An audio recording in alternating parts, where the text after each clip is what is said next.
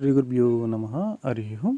ఫోటోను చూస్తూ అదేవిధంగా సెల్ ఫోన్లో కానీ విడిగా కానీ ఏదైనా సరే మీరు ప్రేమిస్తున్న స్త్రీ కానీ పురుషుడు కానీ ఎవరి ఫోటో అయితే ఉందో ఆ ఫోటో చూస్తూ మీరు ఈ యొక్క స్విచ్ వర్డ్స్ మీరు ఆ ఫోటో పైన చదివినట్లయితే వాళ్ళు మీకు వశం అవటం అనేది జరిగింది, వాళ్ళు మీకు దగ్గర అవటం అనేది జరిగింది, వాళ్ళకి మీ మీద ప్రేమ అనేది కలగటం అనేది జరిగిద్ది అన్నమాట. అటువంటి పవర్ఫుల్ గల ఒక స్విచ్ వర్డ్స్ ఈరోజు మీకు నేను తెలియజేస్తున్నాను.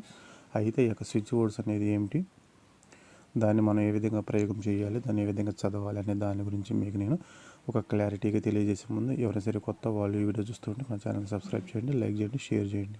మంత్రశాస్త్రంలో మనం ఫోటో మీద ఒక మంత్రాన్ని చదవటం లేకపోతే ఒక తంత్రాన్ని చేయటం ఇటువంటివి అనేవి మొత్తం మంత్రశాస్త్రంలో ఉంటాయి అన్నమాట. అదేవిధంగా అవి ఒక చేతబడిలాగా ఒక బ్లాక్ మ్యాజిక్ లాగా ఉండటం అనేది జరిగింది అన్నమాట.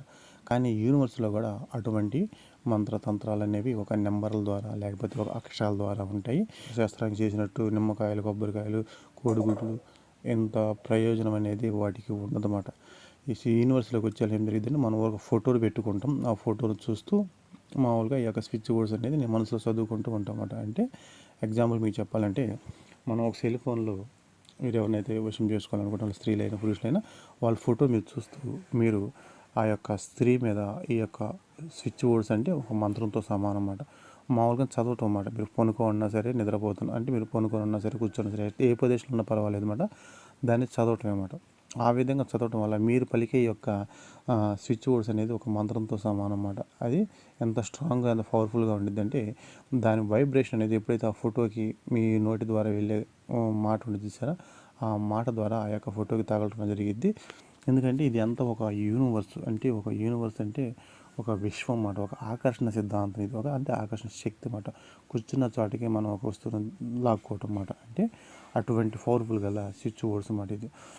కాబట్టి మీరు మంత్రతంత్రాలు మేము చేయలేకపోతున్నాము, మాకు చాలా సింపుల్గా ఉండేవి, అదేవిధంగా ఈజీగా ఉండేవి, ఇళ్ళల్లో తెలియకుండా మేము చేసుకోవాలి, లేకపోతే మీరు ప్రేమిస్తున్న స్త్రీ కానీ పురుషుని ఎవరైనా సరే మీ నుండి దూరంగా వెళ్ళిపోయి ఉన్నారు, వాళ్ళు రావటం లేదు, వాళ్ళు వచ్చి ఏదన్నా ప్రయోగాలు ఉన్నాయా లేకపోతే ఏదన్నా మంత్రశాస్త్ర ప్రకారం అయితే ఎక్కువగా వాటిని ఒక చేతబడిలాగా కూర్చొని ముగ్గులు చేసేవి కాకుండా ఎవరికి తెలియకుండా మనంతా మనంగా ఉండాలి, ఆ ప్రయోగం చేసుకునే విధంగా ఏదైనా ఉన్నాయి అంటే అటువంటి మొత్తం వచ్చేసి ఒక యూనివర్స్ ద్వారా వచ్చే ఒక ఏంజల్స్ నెంబర్స్ కానీ ఒక స్విచ్ బోర్డ్స్ కానీ వేదిక స్విచ్ బోర్డ్స్ కానీ ఇటువంటివి ఉంటాయి అన్నమాట.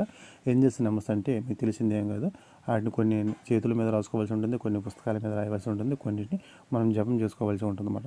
అట్లా చేయటం వల్ల వాటికి ఉన్న ఎనర్జీ శక్తి అనేది ఎదుటి వ్యక్తులను మన వైపు తీసుకురావడం జరిగింది.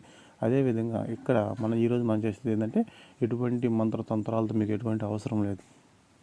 ఎవరినైతే మీరు వశం చేసుకోవాలనుకుంటున్నారో ఆ యొక్క స్త్రీ మీకు తెలిసి ఉంటే చాలు, మీకు పరిచయం అయి ఉంటే చాలు.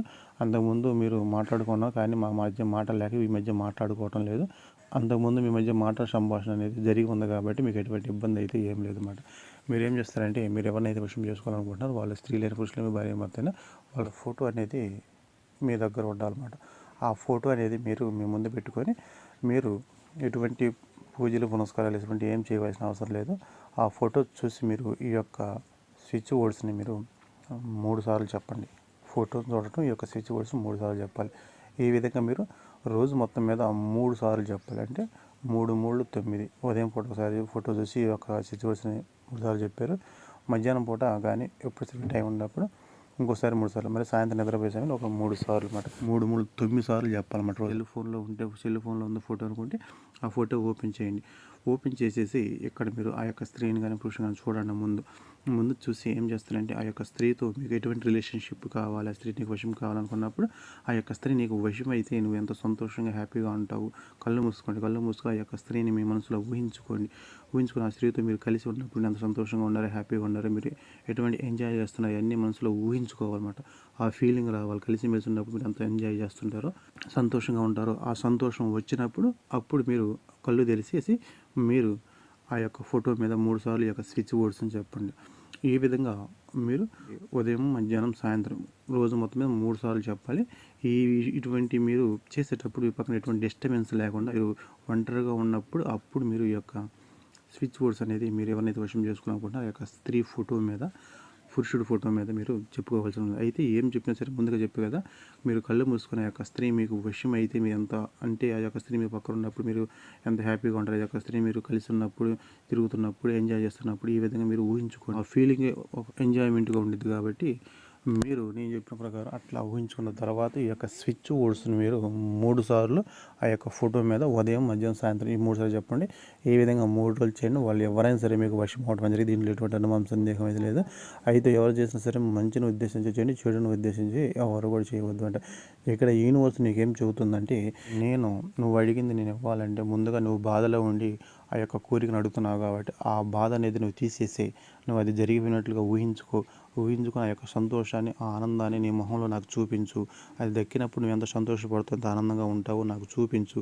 ఆ చూపించినప్పుడు నేను నీవు కోరుకున్న కోరిక అనేది ఏ విధంగా అయితే నువ్వు సంతోషంగా ఉండవో ఆ విధంగా నీకు ఇవ్వటం అనేది జరిగిద్దని ఇక్కడ యూనివర్స్ సిద్ధాంతం అనేది చెబుతుందన్నమాట.